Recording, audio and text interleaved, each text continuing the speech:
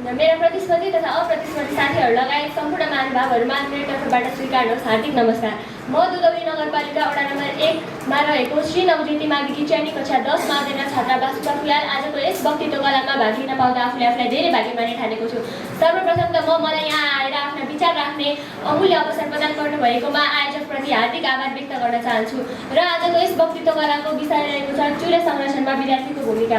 आज म यहाँ कुनै भाषण प्रस्तुत गर्न होइन, एउटा पुकार सुनाउन उपस्थित भएकी छु। जुन पुकार कुनै मानिसको होइन, कुनै सरकारको होइन, कुनै संस्थाको पनि होइन। यो पुकार हो घाइते प्रकृतिको, यो पुकार हो मौन चुरेको। आज यदि चुरे बोल्न सक्ने भएको भए उसले हामीलाई एउटै प्रश्न गर्थ्यो, मैले तिमीहरूलाई जीवन दिएँ, तिमीहरूले मलाई किन मृत्यु दियौ? साथीहरू, हामी मानिसहरू प्राय आफ्नो इतिहास सम्झन्छौँ, आफ्नो संस्कृति सम्झन्छौँ, आफ्नो सभ्यता सम्झन्छौँ, तर हामीले एउटा कुरा बिर्सिरहेका छौँ। हाम्रो सभ्यताको पहिलो विद्यालय कुनै भवन थिएन, त्यो प्रकृति थियो। हाम्रो पहिलो शिक्षक कुनै मानिस थिएन, त्यो जङ्गल थियो। र हाम्रो पहिलो प्रयोगशाला कुनै आधुनिक भवन थिएन, त्यो चुरे थियो। चुरे यो शब्द उच्चारण गर्न सजिलो छ, तर यसको महत्त्व बुझ्न निकै गहिरो सोच चाहिन्छ। चुरे केवल एउटा साधारण बाढ मात्र होइन, यो नेपालको छाती हो। यसले वर्षाको पानी आफ्ना काखमा सँगालेर बिस्तारै जमिनभित्र पठाउँछ, जसकारण तराईमा धाराहरू बग्छन्, खोलाहरू बग्छन्, खेतहरू हरियाली रहन्छन् र गाउँहरू जीवित रहन्छन्। यदि चुरे रहेन भने तराईमा धाराहरू सुक्नेछन् र खेतहरू उजाड हुनेछन्, र खेतहरू उजाड भयो भने भोकले सभ्यतालाई चुनौती दिनेछ। साथीहरू, हामीले प्रकृतिलाई साथी होइन स्रोत ठान्यौँ। हामीले जङ्गललाई जीवन होइन काठ ठान्यौँ। हामीले नदीलाई संस्कृति होइन बालुवाको खानी ठान्यौँ। र यही सोचले आज चुरेको शरीरमा हजारौँ घाउ बनाइदिएको छ। हामी अक्सर भन्छौँ सरकारले केही गरेन, तर म यहाँ एउटा प्रश्न गर्न चाहन्छु। यदि तपाईँको आफ्नै घरमा आगो लाग्यो भने दमकल नआउँछ के तपाईँ चुपचाप बसेर हेरिरहनुहुन्छ, वा पहिले आफ्नै हातले पानी हालेर आगो निभाउने प्रयास गर्नुहुन्छ? उत्तर स्पष्ट छ। त्यसैले चुरे जोगाउने जिम्मा पनि अरू कसैको होइन, त्यो हाम्रो हो। र त्यो हाम्रो भित्र सबैभन्दा ठुलो शक्ति कसको छ? विद्यार्थीको। किनभने विद्यार्थी केवल किताब पढ्ने व्यक्ति मात्र होइनन्, विद्यार्थीहरू भनेको भविष्य लेख्ने व्यक्ति हुन्। आज उसले कलम समातेको छ, भोलि उसले देश समात्नेछ। आज उसले एउटा बिरुवा रोप्छ, भोलि उसले एउटा सभ्यता जोगाउनेछ। साथीहरू, म यहाँहरूलाई एउटा कथा सुनाउन चाहन्छु। एउटा वृद्ध किसानले आफ्नो अन्तिम समयमा हजारौँ बिरुवाहरू रोपिरहेका थिए। कसैले सोध्यो, हजुर यी बिरुवाहरू हुर्कदासम्म त तपाईँ जीवित रहनुहुन्न, किन रोप्दै हुनुहुन्छ? वृद्ध मुस्कुराएर भने, म पनि त तिनै रुखको छाहारीमा हुर्केको जुन मेरा हजुरबुबाले रोपेका थिए। हो, यही हो संरक्षण दर्शन। आज हामीले गरेको कामको फल हामीले नखाउँला, तर हाम्रा पुस्ताहरूले खानेछन्। त्यसैले संरक्षण स्वार्थ होइन, संस्कार हो।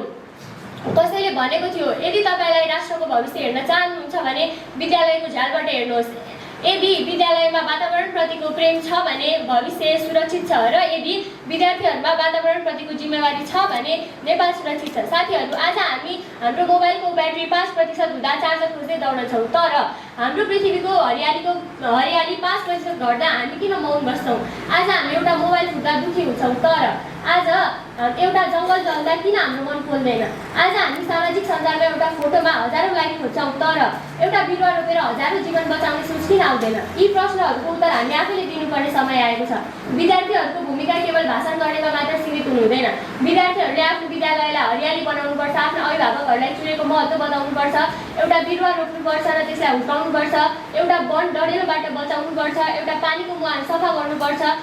सामाजिक सञ्जाललाई मनोरञ्जनको माध्यम होइन, सामाजिक अभियान बनाउनुपर्छ, किनभने साना कामहरूको सङ्ग्रहले ठुलो परिवर्तन हो।